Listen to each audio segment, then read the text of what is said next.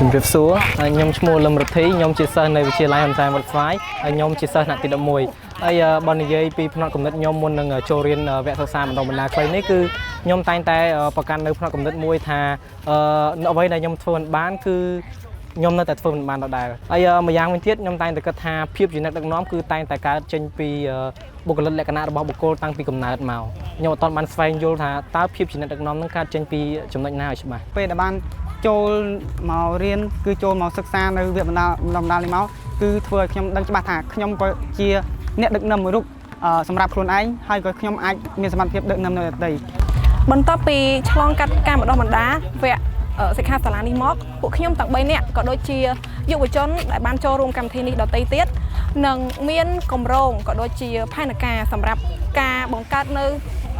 គម្រោងផ្សេងៗដែលចុះទៅដល់សហគមន៍របស់ពួកយើងក្រោយពីបានធ្វើការសិក្សាទៅលើវគ្គបណ្ដុះបណ្ដាលខ្លីនេះមកខ្ញុំពិតជាទទួលបានចំណេះដឹងដ៏ត្រចះត្រចង់ហើយខ្ញុំបានដោះស្រាយនៅអ្វីទៅហៅថាជាចម្ងល់នៅក្នុងចិត្តខ្ញុំជាច្រើនឆ្នាំយូរណាស់មកហើយអ្វីដែលជាចុងក្រោយនេះគឺខ្ញុំមានតែ